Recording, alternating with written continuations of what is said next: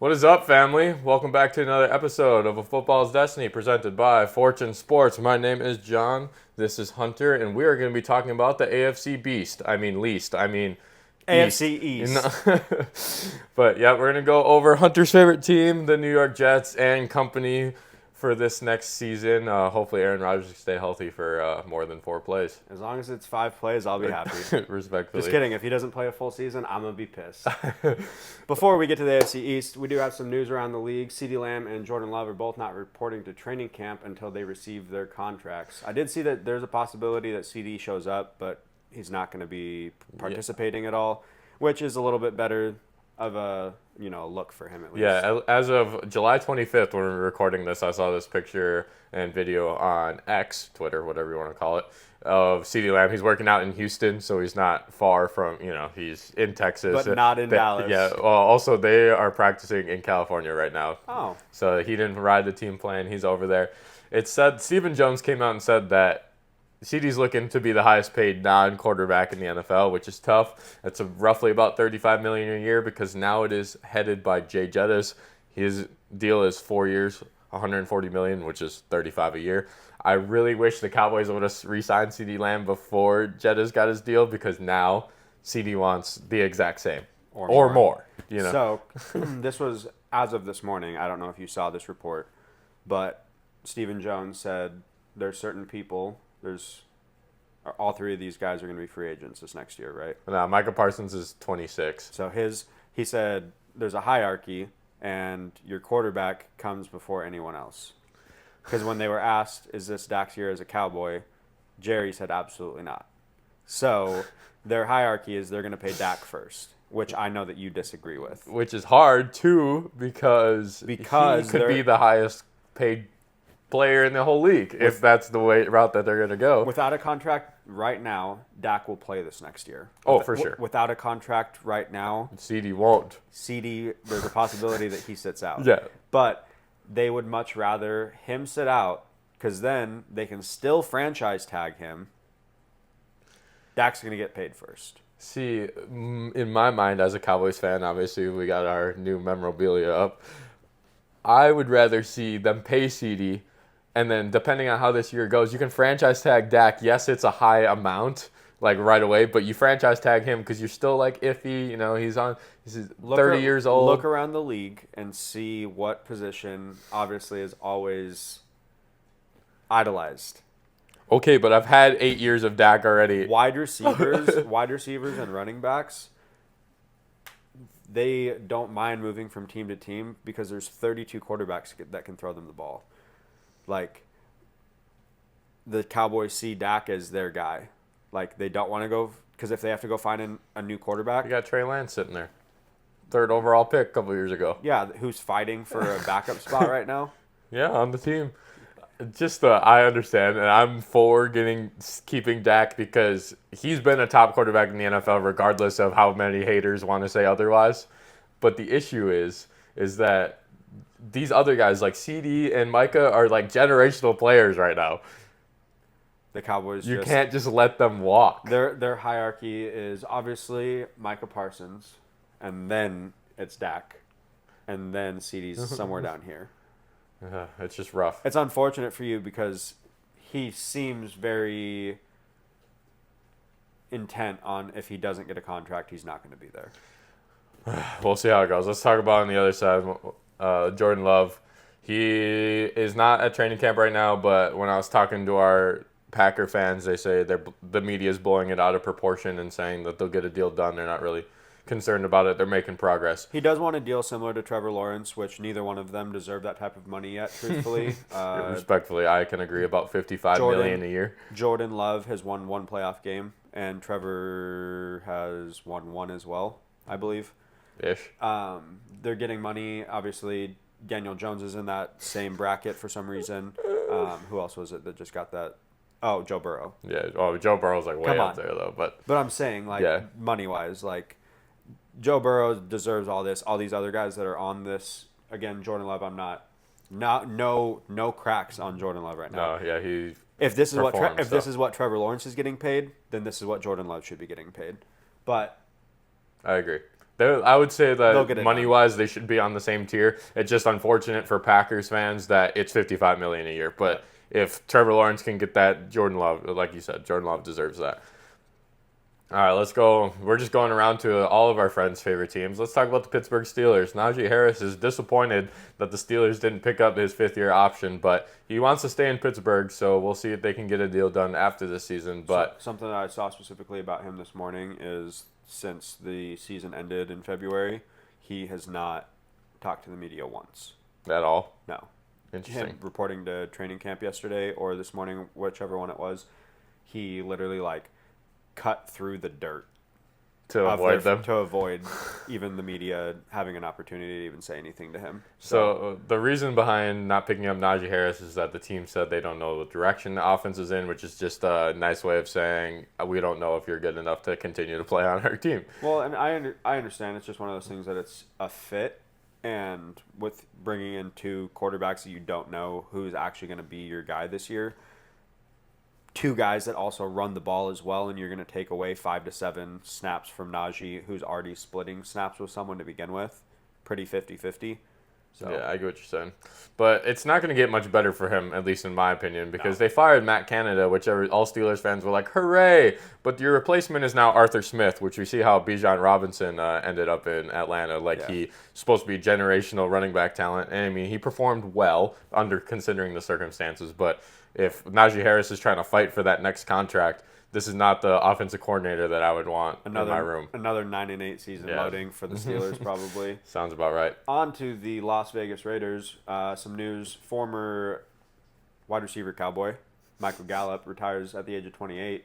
I'm only 27. I'd like to retire next year.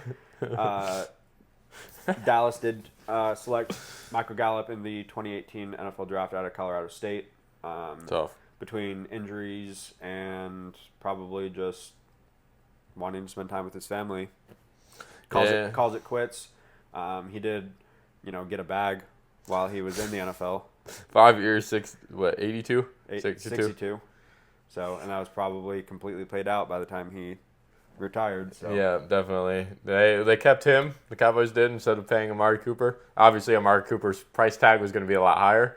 All right, that was our news around the league. Let's go ahead and talk about the AFC East. We're going to go in order from the records from last year, and somehow, some way, the Buffalo Bills ended up winning this division. They are favored to win the division this year again, but that's not going to happen. Yeah, well, we can New York, baby! We can talk about that, too, coming up, because the New Jersey I think Nets, the Bills are projected way too high than what they have going on right now. Yeah, but especially with what happened this offseason. Exactly. So let's talk about that. They re-signed Daquan Jones and AJ Epineza, who are some defensive linemen on there, a couple 2-year deals.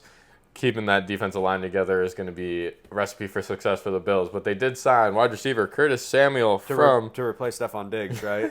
All of his production. Just Curtis Samuel from Washington. He's got a 3-year, $24 million deal, so they expect him to be in Buffalo for quite a long time. They did lose some guys, too. Wide receiver Gabe Davis and wide receiver Stephon Diggs. We'll talk about that in a second. Yeah, but Leonard Floyd left to the Niners. That's one of the best fit. We talked about him a little bit last week for the NFC West, or 2 weeks ago. No, it was last week. But I think that's one of the best fits. And then Jordan Poyer left for division rival, the Miami Dolphins. Yeah, let's talk about... I don't like seeing that as a Jets fan, but he's also still in the division. 33 years old. So Facts. Let's talk about Gabe Davis a little bit. He got a 3-year, $39 million deal from Jacksonville. You know me, I've been so low on Trevor Lawrence his entire career. The long, flowy blonde hair fools so many people, but it's not going to fool me. Not around here, partner. This 5-year, $275 million deal that he got is absolutely fucking ridiculous. Again, winning one playoff game, and this last season, everyone had such high hopes for them, and they didn't even win the division. No, the Texans came out of fucking nowhere, that's for sure. CJ Stroud, welcome to the league. All right, let's talk about the trades. Biggest elephant in the room, like we kind of touched on a little bit. Stephon Diggs moving on to the Houston Texans, who we just talked about, in exchange for a 2025 second-round pick. The Texans, honestly, are the team that scare me the most in the AFC. Not the Chiefs. It's the Texans. That's why I said I put on here. The Texans officially passed the Bills in AFC powerhouse rankings. Yeah. They are above the Bills. They're right in line with the Ravens, just right below the Chiefs. Yeah. That's how I see it. They are scary good. Literally, like I said, other than the Chiefs, the Texans are the only team that worry me in the AFC. Everyone else, the Jets can handle. They got a second-year quarterback, second-year wide receiver, revamped Nico Collins, and also now you bring Stephon Diggs into this. They trade for Joe Mixon. Who the hell do they double? Yeah. They traded for Joe Mixon in the backfield to get their running game going. Like, this team is fucking scary. But we'll talk about them when we get to AFC South. But the Bills also traded offensive tackle Ryan Bates to Chicago for a 2024 fifth-round pick. So I think we did mention second-round pick for Stephon Diggs. That's an absolute steal. Obviously, the wide receiver and running back market is completely trash. Yeah, it fluctuates so much. With Stephon Diggs, especially the high emotions that he plays with, I think that this fit with him and the Texans is going to be beautiful for C.J. Stroud. And then Ryan Bates obviously coming over to Chicago. They're trying to revamp that offensive line to protect their moneymaker, number 1 overall pick, Caleb Williams. I was talking about it. I saw Colin Cowder was talking about it as well, that if Caleb Williams can be Patrick Mahomes-esque, like, the sky's the limit in Chicago. And they're a big market, storied franchise that has been very mediocre since the 1985 Bears, you know? But, like, that, the people forget that the Bears are, like, hot ticket item. Yep. And if they have the next Patrick Mahomes, it's gonna be crazy stuff. Saying the next Patrick Mahomes is like saying the next Tom Brady. So good luck with that. Do I think that they finally have a passer for 4,000 yards? Oh, yeah, easily. This season is going to happen. About damn time. Like, if he has 3,900 yards, like, it's going to happen. But all right, let's talk about biggest offseason takeaway for me for the Bills is that they got worse in an AFC that continues to get better. We also don't talk about the Bengals that much, who had a low-tier season last year but went to the Super Bowl a couple of years ago. The Bills went 11-6. I see them taking a 2.5 steps back from that. We'll get to that when we talk about the record predictions. But the Bills are in rough shape right now. They didn't have really anybody to replace Stephon Diggs' production besides Curtis Samuel and their second-round pick. I've talked about that a couple weeks ago. And second half of the season, they might fall apart. They might implode, straight up. Yeah, I completely agree with you. I think they did get worse with the record predictions at the end. Technically, it doesn't show that on paper that they get worse, but their schedule this season's a little bit easier than they had last year. The second half of the season, I completely agree with you on that. They imploded. They were looking hot. This could still be a playoff team. I don't even think that. But with the AFC being as tough as it is, it takes one other team to lose someone or one little thing. Again, without Stephon Diggs, his production is big, but there will be other people that can pick up that slack. They have an absolute stud duo at tight end. Curtis Samuel obviously is not Stephon Diggs, but he also is no slouch. Yeah, he's proven himself. But the Bills last year, straight up, they got lucky winning the division. Aaron Rodgers gets hurt 4 plays in the season, and the Miami Dolphins just hit spike strips, and they were skrrr, and then also they're notorious for not being able to win cold weather games. So winning one game 70-7, and then the next week they don't score. Yeah, exactly. Right. So the Dolphins, they beat themselves. So the fact that the Bills won the division last year, props to them. But it didn't get them anywhere. It got them a second-round exit yet again at the hands of Patrick Mahomes. On to the Miami Dolphins, who came second in the division last year. They got a whole slew of players coming in. A lot of free agents. Jordan Brooks, linebacker from the Seattle Seahawks, signed a 3-year, $26 million deal. Center Aaron Brewer from the Tennessee Titans, which kind of, once we get to their division, they kind of imploded the entire team and brought in a bunch of people like crazy. So we'll be talking about them quite a bit. This one's a big one, in my opinion. Cornerback Kendall Fuller from the Commanders, still at the peak of his career. With that cornerback room as deep as it is there as well, Jalen Ramsey's still there. I don't know if they re-signed Eli Apple, but again, still a guy that boom or bust. But Tight end Jonnu Smith from the Falcons.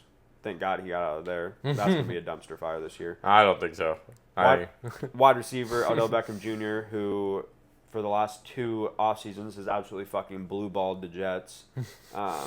Was so confused by the signing. The whole Baltimore thing last year, they literally held him hostage, said, here's your deal. Take it. And then he's like, hey, I'm going to go talk to the Jets this weekend. And they're like, if you go talk to the Jets this weekend, we'll have a deal for you, but it's not going to be that deal. So then he signed it. And then he's like, I want to be a Jet. And then he goes and signs it. Fuck you. Fuck you, Odell. Just kidding. I like you. You're cool. Come see us in Phoenix. And is this guy like 45 years old now? That's kind of what I thought too. Former Cardinal, former Raven, former Jag, former Falcon. Now he's a Miami Dolphin. He's got the rainbow, all the jerseys. Yeah, so with this signing, also Odell signing, it seems like they're trying to take the rent-a-ring scheme from the Rams a couple of years ago. I mean, Odell was a part of that team as well. But then you bring in somebody like Von Miller and like those older players that can still impact you. Odell and Calais Campbell coming in now. It seems like they're trying to get that. They finished blueprint 3rd in this division at best. That's a big elephant in the room. Let's talk about who they lost in free agency. Their defensive tackle Christian Wilkins is a Las Vegas Raider. I almost pointed like there's a flag on there. Not yet. Also, guard Robert Hunt. You remember Mr. Robert Raiders. Hunt, right? And it's gone. And it's gone. You remember Robert Hunt, right? Yeah. Dude caught the pass, ran in the end zone. So this man got a bag. He went to Carolina, 5 years, $100 million. Probably God $60 damn. million guaranteed. Yeah, dude, that is crazy. Shout out to him. He's a different guy that you want in your locker room. He's a playmaker, even if the play doesn't count. And then you got safety Brandon Jones going to Denver, 3 years, $20 million. And then linebacker Andrew Van Ginkel going over to Minnesota on a 2-year deal. No notable trades from the Dolphins this offseason. Biggest takeaway for the Dolphins? Team success lies on the shoulders of Mr. Tua Tagovailoa. In his head. Yeah, but if he is great, they are great.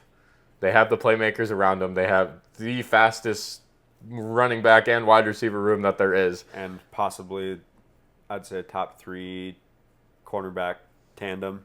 Arguably, definitely. Like, their defense is top 5 for sure. Has been mid at times, especially last season, but good enough. It's all on him. It's all on Tua. Yeah, I completely agree with you on that. This offseason, there's been really good signs. He's lost a little bit of weight, which he wasn't glaringly fat. No, to begin with. Didn't have this Patrick Mahomes dad bod or anything yet, but again, he's getting his mind right. He's getting his body right. The Dolphins, again, with the weapons that they do have, you have a top 3 wide receiver.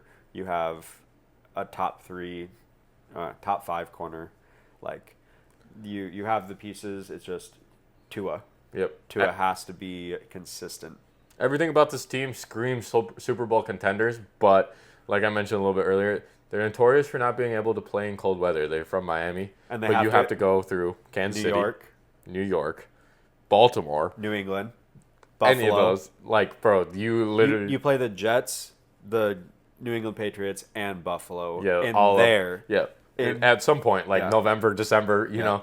And then, like I was talking about the end of the season with Kansas City and Baltimore, like, if you do make the playoffs, like, they had to go to Kansas City last year in the playoffs. Obviously, that didn't go well. You might have to go to Baltimore. Like, if you're the Dolphins, you need to be the number 1 seed, to or New else, York. number 1 seed all the way to the Super Bowl. The Super Bowl will be played in a dome or somewhere warm. So then you're good. But you have to be the number 1 seed, or else I can't see the Dolphins coming out of the AFC at all. Yeah. Those December, January playoff games. Yeah, it's just impossible for them. Again, Kansas City. Who else could be the 1 seed? Baltimore. Those are Cincinnati. New York, Cincinnati. All of these places open. None of them have a dome. The best case scenario for them would be Houston to be the number 1 seed in the AFC. Yeah, and then they just get clapped 56-16. Facts. I'll let you run wild with this one, Hunter. On to the New Jersey Nets, as Mr. Aaron Rodgers said. He's like, the only team that plays in New York is the Buffalo Bills. He's not wrong. All of them live in Jersey. So Yeah, like, I mean, like, there's no reason for them to live in New York. Otherwise, they got to go through the tunnel, deal with all that traffic, leaving the city. that's so funny, though. He's like, literally the only team that plays in New York is Buffalo. Yeah. He's like, we're the New Jersey Jets.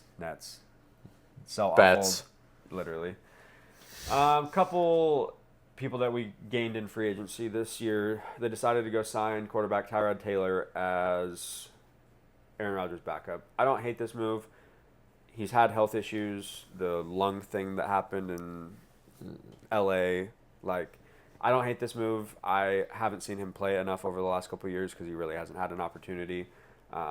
But team-friendly deal. It was the result of Zach Wilson getting shipped out of town, which we'll talk about. He's going to be the Broncos starter week 1. But from Baltimore, signed guard John Simpson. Biggest elephant in the room with the Jets is obviously offensive line play. With Aaron Rodgers going down 4 plays into the season last year, we had to shore up the offensive line. We have like 8 guys on the roster right now. That could play, like immediately. And it's one of those things that, like, other than Tippmann in the middle, I don't give a shit who's playing. Like, put the best other 4 guys out there and hope for the best. Yep. We drafted an offensive lineman in the first round. We'll talk about that. Biggest thing is, again, just keeping Aaron Rodgers safe, going and getting John Simpson and Tyron Smith. Oh, my God. When I saw that, John was crying. I was celebrating. This is sports for you. Wide receiver Mike Williams, he is not at training camp for some reason. Haven't really read into that. Don't like that so far, but obviously he'll be there. Same thing with defensive end Hassan Reddick. I was just about to bring that up. There's contract dispute. Defensive tackle Javon Kinlaw from the Niners. Was that homeboy that got hurt in the Super Bowl? No, that was Dre Greenlaw. Yes. Greenlaw? Yeah. Yeah. But yeah, a couple that we lost in free agency. One that I was kind of shocked about was offensive tackle Mekhi Becton. I really expected to see him back. I thought he was going to be a New York Jet for life. Mr. 3 interceptions in week 1 last year. Jordan Whitehead left for Tampa. Sad. After that, he didn't get another interception the entire season. So. That's so funny. Yeah. He had a baller week 1 though. But and I mean, and having 3 as a safety for the entire season is like I think he was like 6th or 7th for the entire season. And he got all of them in week 1. That's funny. Linebacker Bryce Hull, isn't that supposed to be? Yeah. But with the linebacking trio that we have, I'm not really worried about this. I mean, you get rid of Bryce Hall, you get Hassan Reddick. Yep. It's basically like a trade-off because he did go to Philadelphia, Bryce Hall did. Yeah. So a couple trades that they made. Jets were busy this offseason. Yeah. Traded John Franklin Myers, which I was kind of sad about, and Zach Wilson to the Broncos. Best of luck to you, Zach. I'm glad that I never bought your jersey. If you want to see us talk about that, you can go back 2 episodes when we talked about the AFC West. Yes. The biggest trade for us this offseason was actually the Morgan Moses trade. Got traded back to the Jets. He played for us, went to the Ravens. He's back for a 4th-round pick in this year's draft and exchange of 4th and 6th-round picks. Ended up taking running back Braylon Allen with that pick this year, which John was like, I want Braylon Allen. Yeah, you're supposed to be playing for these guys right now, but I guess you can be a New York Jet if there's another team that I would rather have him go to. I guess it's the Jets. He gets to join the best best running back in the league, Breece Hall. So he's up there, say at least. This fantasy this year, he'll be the best. Mark it. Hope you're damn right. Mark that shit down. We talked about it briefly. Hassan Reddick did get traded to the Jets in exchange for a 2026 3rd-round pick. That can become a 2nd-round pick if specific terms are met, but the Jets are great about making sure that we do not meet those terms. So it's going to be a 3rd-round pick. He is also absent at training camp. He wants an extension, which it's like, if you want an extension, should have got that from the Eagles and then got traded over here. We don't owe you shit, but he'll be there. We'll give him his money. He's worth it. Hassan Reddick started his career with the Arizona Cardinals. They did not pick up his 5th-year option because they didn't think that he was worth it. He walked. They fucked up there. He walked to the Eagles. The Eagles make it to the Super Bowl. Obviously, don't end up winning, but the Cardinals are notorious for that shit. Just had to bring that up. I will say my biggest offseason takeaway is, again, just keeping Aaron healthy. With the offensive line moves that we did, going and getting Tyron Smith, Morgan Moses, there's no reason that Aaron Rodgers should be even getting fucking touched. Like, I literally don't want to see him get sacked. Like, well, I mean, that's gonna happen eventually. I know, but like, the first time you're gonna be like, I know. Yes, I'm going to be grabbing my Achilles. yeah, you're like. But yeah, just keeping him healthy this offseason is the biggest thing. So. All right, my biggest takeaway for this offseason for the Jets is honestly it would have been the same as last year with healthy Aaron Rodgers. There's no reason why this team can't win the Super Bowl. And we got better. Yep, I would agree. No, it's okay. It's kind of interesting. Obviously, we had high hopes for the Jets last season. It was the most giddy I've ever seen this guy about an NFL season. He was ready to go, and then obviously those dreams were crushed a little bit too early for my liking. So yeah, and then I still had to sit here and entertain you guys for an entire season. So I'm hoping when I knew that my season was over. So I'm hoping that the Jets have a good season just for the sole fact that Hunter had to suffer for last season just a little bit. I mean, obviously it was still a fun NFL season, but when your team gets taken out of it, the first quarter of the first game, it's kind of hard. The first drive of the first game, 4 snaps. It's so tough. The other thing that I'll say. This is your team, dog. Do your thing. About the Jets is the NFL awarded us greatly. They gave us 6 primetime games in the first 11 weeks. They love Aaron Rodgers. We're gonna see. Definitely get that in there. We are Monday Night Football, week 1 again, which is when the Aaron Rodgers thing happened last year. It was in New York. This year it's in San Fran. Which is a tough first game. Very tough first game. Again, if we're those 6 games, we have to win 4 of them, the primetime games, because they're all against. It's so disgusting how the Jet schedule shaped up this year. 6 out of the first 11, and there's a possibility that we end up with like 4 more primetime games. 10 of our 17 games are going to be primetime. Welcome to the life of a Cowboys fan. Monday nights at Dos Gringos, Fortune Sports calls the games. If you haven't been there, show up.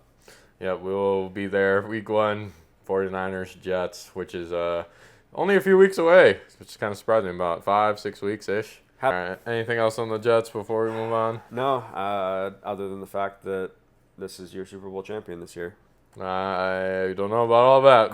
According to USA Today, they released their predictions for this year. The AFC will be represented by the New York Jets, and the NFC will be represented by the Green Bay Packers. Aaron Rodgers playing his former team, and then dogpiling them in the Super Bowl. Gross. All right, let's talk about the fucking shittiest team in the NFL. They actually they put those predictions, and then they put like a little thing down at the bottom, and they said, just like every other year, the Cowboys will exit in the first round. Ouch. They didn't actually put that. I was going to say that's fucked up. I was going to say I'm boycotting USA Today. Then. I had to add that. All right, let's talk about the shittiest team in the NFL. I really think it is. They might win 3 games max. They signed head coach Gerard Mayo, which was a surprising signing. They had this guy on the list. Like, he was the first head coach signed that needed a team. And I don't know, he's not have any coaching experience. But yeah, head coach. He has coaching experience. Okay, but jumping from head coach, he only played 8 years in the NFL. Coach. Yeah, and he played 8 years in the NFL, all with the Patriots. Great. Okay, and then he jumps into coaching right after that. He but is like Mr. Patriot. Most coaches get like 10 years of experience plus before they even get a head coaching job. But they like what this guy has, so let's see what he can do in succession of Bill Belichick, which is going to be the hardest thing to live up to for sure. With the Bill Belichick thing, I saw that he's like, I'm going to take the season off next year. Yeah, when the Cowboys fire Mike McCarthy after this season, he'll be the head coach of the Cowboys. I'm just crazy. Just saying. The Niners pretty much were like, yeah, hey, do you want to come work? And he's like, what would I do? He's like, whatever you want. No, do you want to come work? Yeah. He's like, no, I'm good. Yeah, that's the biggest thing. Is like he's obviously looking for another head coaching job somewhere. If that's offensive coordinator, defensive coordinator, something like that. Yeah, he's not looking to be some assistant. Nope, not at all. All right, center/guard Mike Onwenu. On when you 3-year, $57 million deal. They re-signed him. They re-signed a lot of guys this season just because they know they're going to be mediocre at best. Wide receiver Kendrick Bourne got a 3-year deal. Linebacker Anthony Jennings got another 3-year deal as well. And coming over from Washington is running back Antonio Gibson, who's going to be splitting reps in the backfield with Ramondre Stevenson, who got a 4-year, $36 million extension. It's a fat extension. I was about to say, for the running back market right now, that's like saying that he's an A-tier running back. He's not S-tier, but he is A-tier. I would put him up there. I'd with B+ tier. I'd put him, somewhere around there. Getting that money across 4 years is kind of a lot to me. Yeah. But he's a pass catching back out of the backfield. He's going to be Drake May's freaking best friend, because when the offensive line can't block, guess who's going to be there to check down? Ramondre Stevenson. So keep an eye on that. 3 people that the Patriots lost this offseason, which I think that, honestly, with new head coach coming in, you were one of the worst teams in the NFL. You're not setting higher expectations for this next year. These were 3 guys that really were impact makers last year. Tight end Mike Gesicki. He went to Cincinnati. That's scary, bro. Yeah. I honestly was not aware with this until I started writing up the notes for this episode. Him going to Cincinnati, he was a great pass catching back in the Miami. Then he went to New England, was mid, but he didn't have anybody to throw him the ball. So now he's going to play with Joe Burrow. Scary. Running back Ezekiel Elliott went back to the Dallas Cowboys.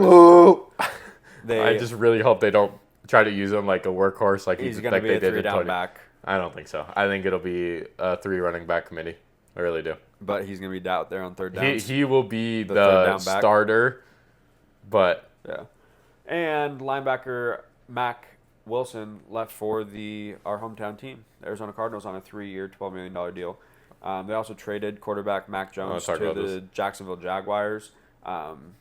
So when I was the most random. Yeah, I was also looking up. I was like, every single thing that I looked at, news source just says a 2024 draft choice. They didn't I've never seen that before. What round? Draft choice. So I should have did even more research into it, but I've read 4 articles that draft choice. Yeah, them taking Drake May, which again we'll get to the draft stuff here in a second, but I don't think that this is even an upgrade over Mac Jones in my opinion. He was the worst first-round quarterback that got taken in my opinion.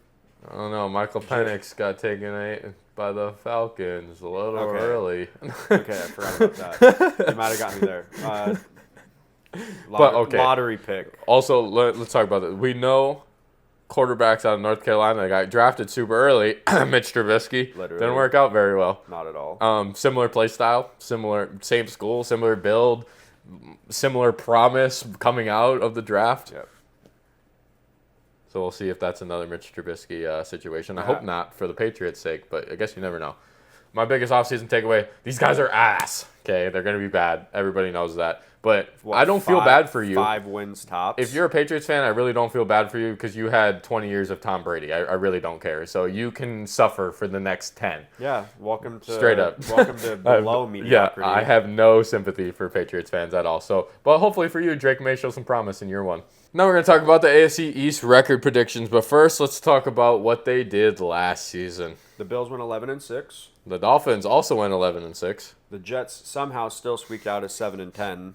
And the Patriots were boo-boo ass, 4-13. Our predictions for this season, I have the Jets winning this division at 13-4. I really do have this as their ceiling, though. I didn't give them any sort of wiggle room. Really, their floor for me is 10 wins. 10-7 would really put us as a wild card. 13-4, we could be challenging for the 1 seed. I have the Bills still going 12-5. That is, again, their ceiling. They could end up being a 9-8 team. The Dolphins 11-6. I actually have all 3 of those teams making the AFC playoffs. Very realistic. And then the Patriots matching their record last year of 4-13. Yeah, it's pretty ass. So I went to a similar approach of how it's going to go last season, or how it went last season, because these teams are really evenly matched. So I got the Jets going 11-6 and squeaking out the division as the AFC East winners over the Miami Dolphins, who are also going to go 11-6. Those two teams obviously can be interchanged, game here, game there, but I do have the Jets winning the season series over the Dolphins, so they're going to be the leader in the AFC East. And then this might come as a surprise to people, but I have the Bills going 8-9. Real big regression. They are going to take a step back, bro. Keon Coleman coming over in the draft, trying to replace Stephon Diggs, Curtis Samuel, all this stuff. Josh Allen is good, okay? But he has never had no weapons. And when he did have no weapons, they weren't even on the map. Okay? Yeah. When they've got brought in weapons, then all of a sudden Josh Allen gets the recognition that he needs. The team starts doing better. Their defense has also been carrying them the last 3 years. Okay? Yeah. They've always had a good defense. The defense takes a regression. The offense takes a regression. I can't see these guys having a winning season, 8-9. And then the Patriots being even worse than last season, 3-14. Yeah, who are the 3 teams that they're going to beat? Maybe they'll squeak out one out if they play the Dolphins in December. In December? There you go. All right. This is the part of the show where we're going to talk about the draft for each team. And obviously, we're still going to go in the order of division record last season. So let's talk about the Bills. Round 2, pick 33. Pause. Before we talk about their second-round pick, let's talk about what they did with their first-round pick. Bro. I know we talked about it a little bit on Let's talk about it again because this is my favorite topic. Round 1, pick 30, right? 28. 28. Couple picks before this, they had an opportunity to go get Xavier Worthy. They needed a wide receiver, and they ended up getting a wide receiver in the second round, 5 picks later. But it's who they traded that pick to. They traded it to none other than the reigning Super Bowl champion, Kansas City Chiefs. Who needed a wide receiver speedy too? Wide receiver, and they go get the guy that beats the combine 40 record. Okay, on to take Mr. Keon Coleman. Yes, let me talk about this real quick too. I understand if Keon Coleman was your guy and you didn't want to take him at 28, that you get some draft capital in return. But anybody but the goddamn Chiefs. Literally anybody. Literally. Oh my God, this frustrates me so much. All right. It's one of those things when you're in the draft room and you're on the phone with the Chiefs, you're like, we'll trade you this for 3 first-round picks in the next 3 years. It's not even that. It's like, it's one of those things that it's like, hey, who you planning on taking? Yeah. Like, oh, you're gonna take the guy we want, and if this was the guy on their board over Xavier Worthy, then yeah, the Bills are fucking doomed. Just kidding. Again, no slouch, but again, you let the Chiefs trade up, take the guy that you were probably going to take. Or even if you weren't, bro, you trade that pick to anybody else except them. Except for the Super Bowl champions. Oh, the ones so that frustrating. beat you every year. So frustrating. All right, round 2, pick 33, wide receiver Keon Coleman out of Florida State. He's not going to run away from defenders either. This is the exact opposite of Xavier Worthy. Yeah. Bro ran a 4.61 40-yard dash. Okay, you can probably get away with that in college. He is a big dude. He is a jump ball, go get it, physical type wide receiver. How many of those can you think of in the NFL that actually exists and plays well? I'll wait. DK Metcalf. And he can still run away from people. He ain't running a 4.61. Yeah. Okay. I was about to say DK Metcalf fucking wasn't that he hawked fucking Buda Baker? Yeah. Exactly. Dude, he ain't running a 4.61. No, but that's what I'm saying, bro. Like you think about the physical wide receivers, you make them tight ends. If they're that big and physical and go up and get it, that's their position. With that, I'm not saying that he can't be great. Obviously all these guys, if you're getting drafted this high, like you have intangibles that can't be taught. 4.6 140 is a little concerning if you're me, and there's not too many people in the NFL that succeed as jump ball wide receivers. If that's what you're known as, obviously there's guys like Jay Jettas, Jamar Chase that are that type that go up and get it. There's high school kids that I know that run faster than a 4.6 140. Literally, bro. But so those guys are known for that to go up and get it, but they're also not only known for that. Jay Jettas and Jamar Chase can still run away from people. Yeah. This guy, it's gonna be rough. I don't know. I'm not. In the second round, pick 60, they took a safety from Utah, Cole Bishop, with the secondary being as old as it's getting. He could definitely get some playing time. Oh, I'm stressing myself out over this fucking Bills pick. I just don't get it, bro. I literally don't get it. I understand Xavier Worthy might not be like the best wide receiver on the board, but he was the best athlete on the board. Yeah. You can do stuff around him. there's not too many things you can go put around Keon Coleman other than run a fly route and we'll throw it over the top of you. Say. The corners in the NFL are too athletic to be able to, even the guys that are way too fast. Yes, 5'11" that are going to be guarding this man's. They can still jump up, and if they're right on your hip, like, you can jump over them all you want. You know, the probability of completing a pass there are slim, even if you have Josh Allen. The Bills are hoping that you're wrong.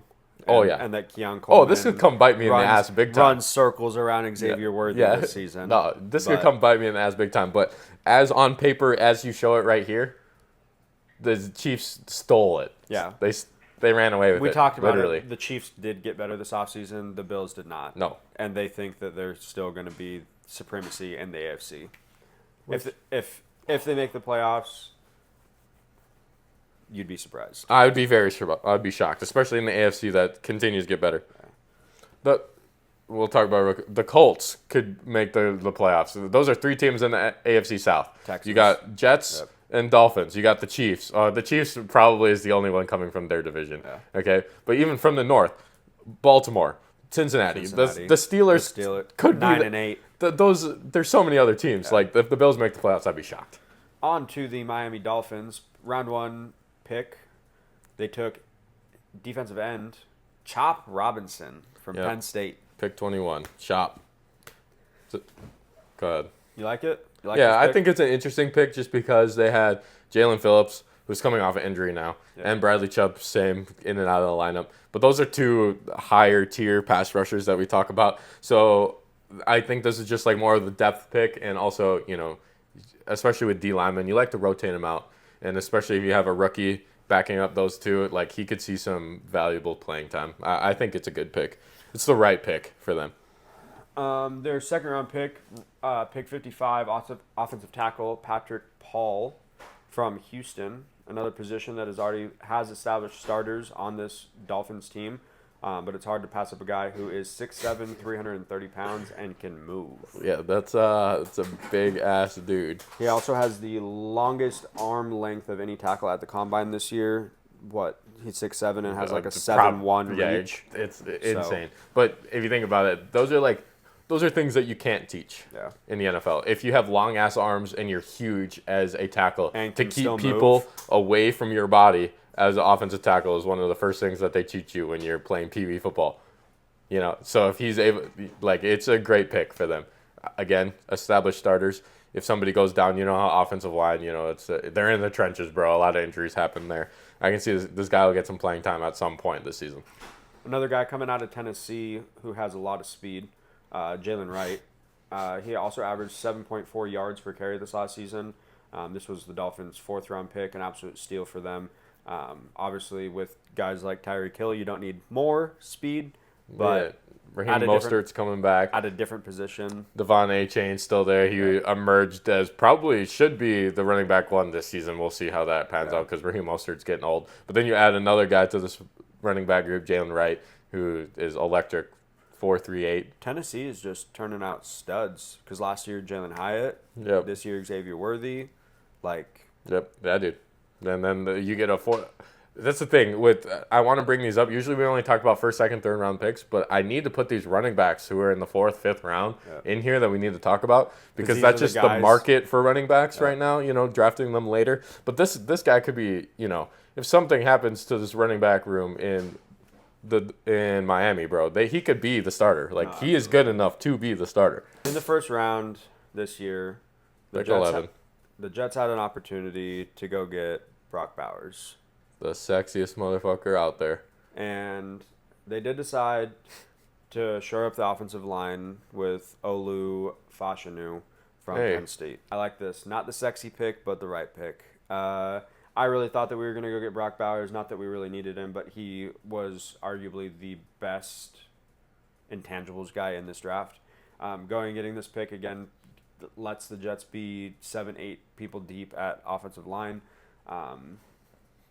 Probably going to start the season backing up Tyron Smith.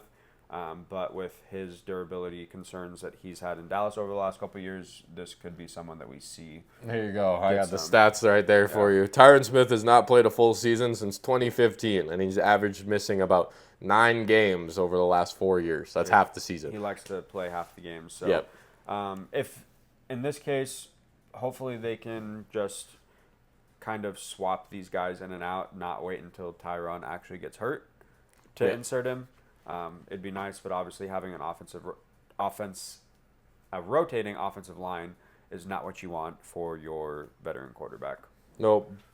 He allowed only 1 sack at Penn State, which is obviously huge. He was a 4-year starter and named Big Ten Offensive Lineman of the Year this last year, which in the Big Ten, they produce fucking NFL offensive linemen. So Yep. Shit, the Big Ten produces just NFL players in general. So to be able to only give up 1 sack, kind of crazy. The Jets did not have a second-round pick this year. We ended up trading back and got wide receiver Malachi Corley in the 3rd round, pick 65. Western Kentucky. Yeah, dude's an absolute stud from 2021 to 2023. Scored 29 receiving touchdowns, tied for second most in FBS. Racked up 2,000 yards after the catch, easily the most in the FBS. He's not crazy fast, 4.56 40, but he's strong, absolute violent route runner, and John likes to compare him to Deebo Samuel, which I have no complaints there. Ain't no complaints. In the 4th round, you got this real one. quick. Yeah. I love that. But I wanted to touch on Malachi real quick. The Jets were trying to trade up since the mid-second round to get this guy. Yeah. And they were calling teams left and right trying to get a deal done. And he kept falling. They finally got one done with the Panthers in the 3rd round. This was the first pick of the of the 3rd round, and they were like, all right, the Panthers finally said yes. And they still got their guy, which is good for them. Good for them. The reason that we didn't have a second-round pick this year is because that pick went to the Packers. Aaron Rodgers. It would have been a first-round pick, and we wouldn't have been able to get. Damn, that's a crazy what if of the NFL What if the Packers had pick 11? What are they doing with it? But then again, if Aaron Rodgers plays the whole season, it's probably pick 24. I was going to say the Jets would have won the Super Bowl if he had played. We went 7-10 without him. Fair enough. Add Aaron Rodgers to any team that's 7-10. Respect. All right, round 4, pick 134. I had to bring this up. Running back, Braylon Allen from Wisconsin. That's, if you guys don't know, that is my favorite. One of the most productive running backs in team history, and that's including Jonathan Taylor. Yeah, and Dario Gumbawale, who plays for the Houston Texans right now. That also, just a whole slew of fucking running backs coming from Wisconsin.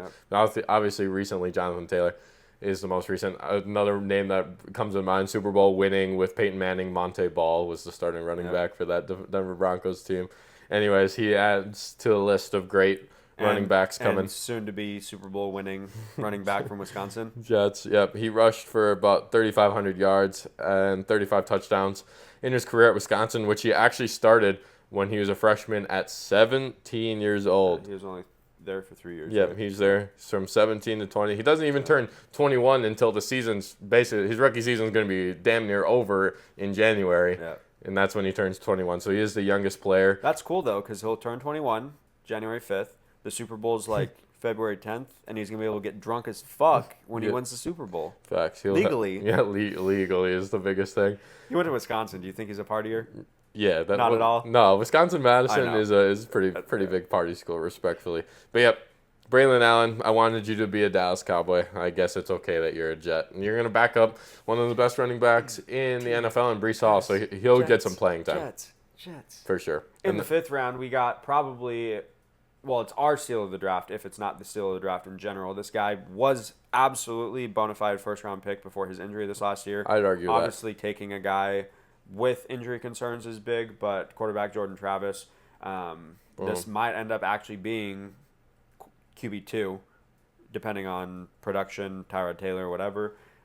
But this is huge for him. This is the Jets saying that this is their guy post Aaron Rodgers. Tyrod Taylor is damn near the same age as Aaron Rodgers, and obviously has taken way more wear and tear over his career. The Achilles with Aaron is obviously big, but this is the Jets saying we could potentially develop this guy, turn him into the starter going forward. Which definitely a long-term project, though. It's crazy, like, if this ends up working out, to not have to go get a quarterback in the first, second, or third round. Dak was fifth, right? Fourth. But yeah, so similar. same shit. Yep. Like, being able to, and then obviously again, if he becomes the guy, you still have to pay him like he's the guy. But to be able to set up. Obviously, the 49ers weren't anticipating Brock Purdy being their guy, and here they are, So, Jordan Travis, obviously, with the injury concerns, he took a brutal freaking hit. He broke his ankle, all that area, a bunch of messed up things down in his lower extremities. When the actual draft happened, I was kind of low on Osu Fashanu, and John probably was so sick of hearing me talk about it, but I'm very happy with the Jets draft this year. The things that Joe Douglas has been able to do over the last couple of years. Obviously, there's the three of them are being able to get a couple of years ago Sauce Gardner, Jermaine Johnson, can't remember, Garrett Wilson, all in the first round, and getting Breece Hall in the second. Absolute, the Jets absolutely won that draft. Only time will tell here, but these are three guys that could make an immediate impact. Jordan Travis, I obviously don't plan on seeing a whole lot this year. Nope. But development-wise, again, this guy was a first-round pick before his injury. Florida State was going to be honestly, in my opinion, before the injury, they were the favorite. A lot of people forget that. Like, when I was thinking about round 3 of the draft, or day 3 of the draft, and how the Jets take this guy. A lot of people forget he was literally quarterbacking the number 4 team in the country before he got hurt. Yeah. Then he got hurt. I mean, they dropped from 4 to 6 just because he got hurt. Again, and then they got bodied in their game because they didn't have this guy. That's just showing how much of an impact maker think about this how many guy is. When he's not on the field, they got bodied. Just think about how many times, even through these 3 episodes that we have been doing, how many times we've brought up Florida State, the 2 guys from the Rams. There's a lot of NFL talent that was on that team, but they got absolutely stomped over when they didn't have Jordan Travis. Yep. So, it's interesting. Now we're going to the basement of the NFL and our division. The Patriots did take quarterback Drake May in the first round, pick 3. I think this is absolute foolish pick by them. We talked about it before. North Carolina quarterbacks don't quite translate to the NFL. I'm glad that they didn't have to trade up to go get this guy at all. If they would have done that, that would have been even worse. So, let's talk about this. So, obviously, Drake May should be the starter, but a lot of people also forget that the Patriots signed Jacoby Brissett, which has obviously been a notorious bridge quarterback or good enough quarterback to play for you if you are not sure about your rookie or your starter goes down. So I wouldn't be surprised if Jacoby Brissett actually starts the season with the Patriots, which is also another reason kind of why I have them going 3-14, is that they're going to start with Jacoby, maybe win a game or 2, then start falling off a little bit. Then they'll put Drake May in, rookie quarterback in a bad situation. Win a game or 2. Go downhill. So it's gonna be rocky for them. But I don't see Drake May actually being the starter week 1, but maybe by week 5. Patriots are going to start low and end low and end probably even lower. Respectfully, okay, but it's hard to deny Drake May what he did in college. I mean, obviously we talked about Mitch Trubisky, who was 2nd overall pick. This guy's was 3rd. But he set North Carolina records for completions, passing yards in a single season. And he's got the things that you can't teach. I love talking about that kind of stuff. He's 6'4", 225. Okay, he's more than a pocket passer as well, because he ran for 1,200 rushing yards and 16 touchdowns. So he's kind of does both at 6'4", 225. Again, on paper, looks great. Same thing with Mitch Trubisky. People forget, too. Mitch Trubisky went to a playoff game. He led the Bears and that team to the playoffs. Not to say Drake May is going to do that anytime soon, but they have similar builds, similar things. Let's just hope that Drake May can be a better version of what Mitch Trubisky ended up being. The biggest thing with this is the same thing with Mitch Trubisky, is the level of talent that they were playing. There are teams in the ACC, Clemson, Florida State, that deserve, but the ACC is kind of the Power 4 now. Yeah, mid-tier. Are they the basement? Because you got the SEC. Yep.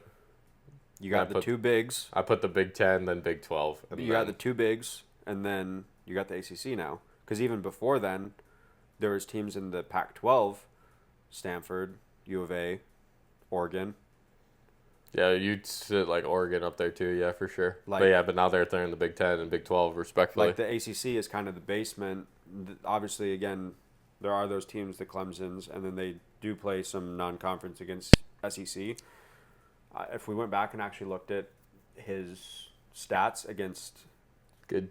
top 15 teams, Yeah, I bet you these breaking records, it wasn't those games that he propelled himself. It was when he was playing Wake Forest and the company, Yeah, I got you.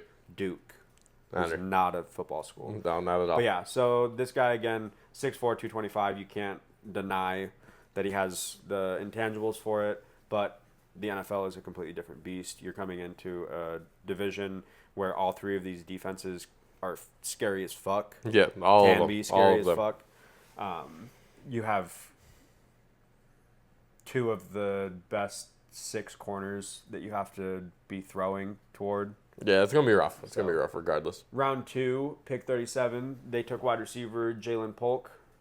From Washington, This wide receiver one of Michael room, Penix's guys. yeah, should be able to make an impact right away. This, other than Juju, that's kind of their best receiver at this point. Yeah. You're going to be able to come in, make an impact with guys like Kendrick Bourne, KJ Osborne, Demario Douglas in the room. So he was able to get the ball.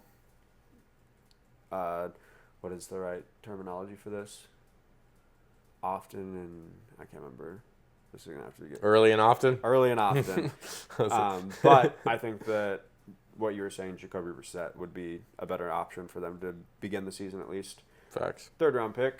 68, offensive tackle, Caden Thomas from Penn State. The only reason I want to bring this up because he was starting on the other side of Jets' first-round pick, Fanu, whatever. Fashanu. There you go. I'll get that by the start of the season. Osu Fashanu. But yeah, he has a chance to start. So actually, is Olu a left or right tackle? You know? Right tackle. So a lot of Wait, people... no. Left.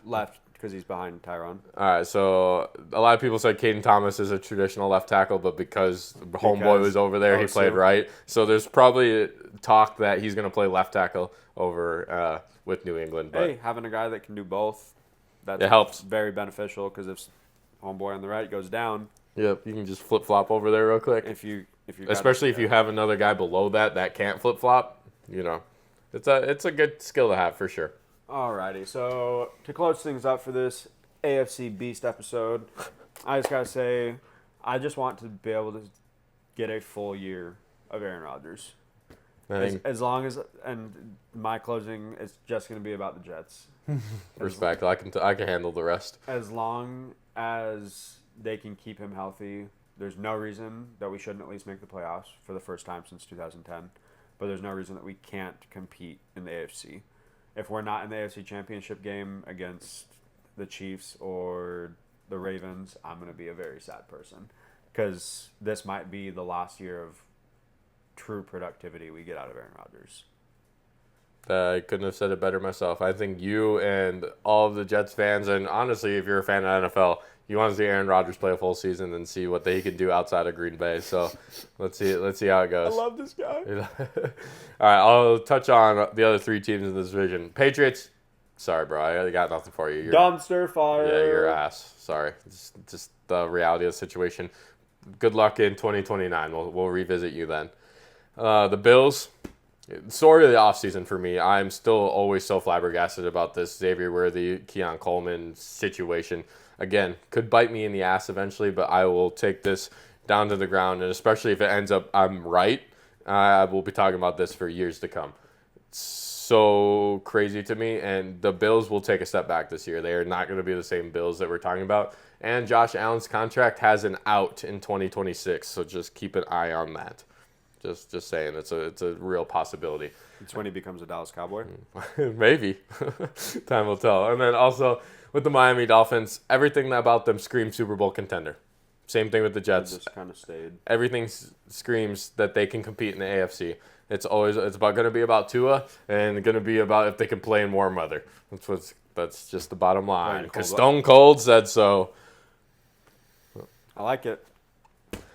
No, next year. AFC East. Yep, that's Super Bowl champion. I hope it's actually from the NFC East, which we're going to talk about next week.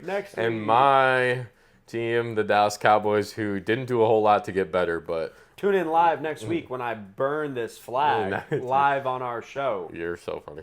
But anyways, that is it for us for now. So take care of yourselves. We love you. Thanks for tuning in as always, and we'll see you next week for the NFC East. Jets, Jets. Peace.